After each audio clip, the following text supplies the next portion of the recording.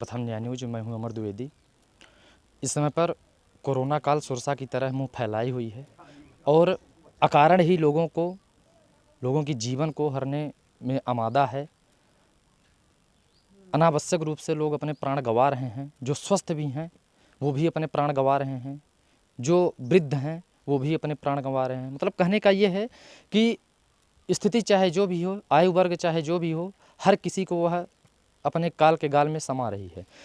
अभी विगत दिनों सीधी जिले के सिहावल जनपद पंचायत अंतर्गत ग्राम पंचायत क्षेत्र सुनवर्षा में ऐसी एक घटना घटी जहां पर 2 बुजुर्ग की मृत्यु हो गई और उसमें अस्पताल प्रशासन की गंभीर लापरवाही देखने को आई। प्रशासन के द्वारा तमाम दावे किए जाते हैं कि हम मरीजों के लिए बहुत सारी व्यवस्थाएं कर रहे हैं, लेकिन कहीं भी वह व्यवस्था देखने को नहीं मिल रही हैं।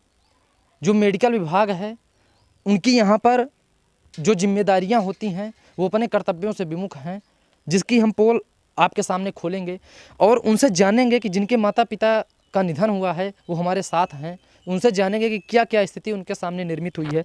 तो सबसे पहले क्या नाम है आपका? हमारा नाम है पूजज्ञ प्रसाद द्विवेदी। क्या करते हैं आप? हम स्टाम्प सेलर का काम करते हैं, रजिस्ट्री लिखते हैं।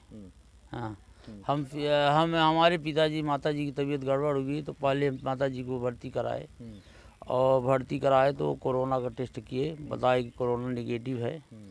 नाक से टेस्ट कराए, फिर माताजी को हमारे भर्ती कर दिए, इंजेक्शन लगाए और ऑक्सीजन जो है तो लगाए।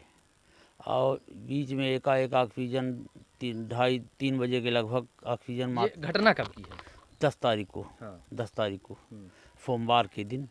तो हम अचानक 3-4 बजे माता जी की हम तबीयत बिगड़ने लगी ज़्यादा, ऑक्सीजन ख़त्म हो गया। सिलेंडर मैंने कई जगह डॉक्टर के पास दौड़े, कंपाउंड नर्स के पास दौड़ते रह गए और कई जगह जो हो तो फ़ोन भी लगाए, कलेक्टर साहब को लगाए, विधायक जी को लगाए और सांसद महोदय को लगाए, कई जगह फ़ोन लगाए पर फ़ोन पे कोई बात नहीं। 181 में भी कॉल किए। किसी का फोन उठा? हाँ, 181 में फ़ोन उठा था। अच्छा, मतलब सांसद और विधायकों का फोन नहीं उठा। अच्छा। 181 में फ़ोन हमने किया था कि अभी फ़ोन में बात हुई कि क्या व्यवस्था करा रहे हैं, तो कोई व्यवस्था नहीं हुई। इसके बाद हमारे पिताजी की भी ऑक्सीजन ख़त्म हो गया तो हम उसमें भी दौड़ने लगे। माताजी की तो ख़त्म हो गई 4 बजे के लगभग, फिर पिताजी के लगे दौड़ने लगे कि पिताजी बच जाएंगे किसी तरह को।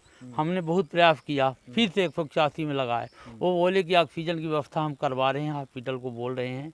और जब हमारे पिताजी की मृत्यु हो गई तो खाली सिलेंडर दिखाने के लिए लेकर आए हम, और नर्स जो वहाँ की जो ड्यूटी में थी नर्स लेकर आई तो हमने बताया, कहा कि जब ख़त्म हो चुके हैं इससे कोई मतलब नहीं है लगाने से ऑक्सीजन। फिर हमारे पिताजी माताजी को लाश जो है तो गाड़ी में भरवा करके और गांव पठवा दिए। हमारी कोई मदद नहीं की गई, मतलब अस्पताल प्रबंधन के द्वारा किसी प्रकार की कोई मदद नहीं हुई। बहुत लापरवाही की, बहुत प्रयास मैंने किए। पूरी रात हमारे पिता थे आप हाँ, से कौन था? हमारे थे, हमारे भतीजे थे। हाँ। ये भी साथ में थे, 2 व्यक्ति थे। पूरी रात हम लोग जागते हुए तड़प रहे थे। पिताजी माताजी ऑक्सीजन की वजह से उनकी कोई हेल्प नहीं हो पाया। चलिए, अब भावुक ना होइए। यहाँ पर इनके भतीजे हैं, छोटू है हमारे पास, इससे जानेंगे। ये बताओ छोटू कि अस्पताल में क्या क्या दिक्कतें हुई? ऑक्सीजन नहीं मिल पाया था अस्पताल में, दवाई सही ढंग से नहीं हो पाई और इतनी ही चीज़ें हुई, मतलब ऑक्सीजन की अनुपलब्धता के कारण तुम्हारे दादी बब्बा की जान चली जी। गई। अच्छा, किसी से तुमने हेल्प मांगी थी, डॉक्टर से, नर्स से, सबसे बोले थे। तो उन्होंने क्या कहा? उन्होंने कहा व्यवस्था करवा रहे हैं, फिर नहीं करवा पाए। हमारे पास ऑक्सीजन नहीं है। देखिए, यहाँ पर साफ तौर पर अस्पताल प्रबंधन और जो तमाम राजनीतिक दल हैं तमाम दावे करते हैं कि हम जनता के विकास के लिए ये करेंगे।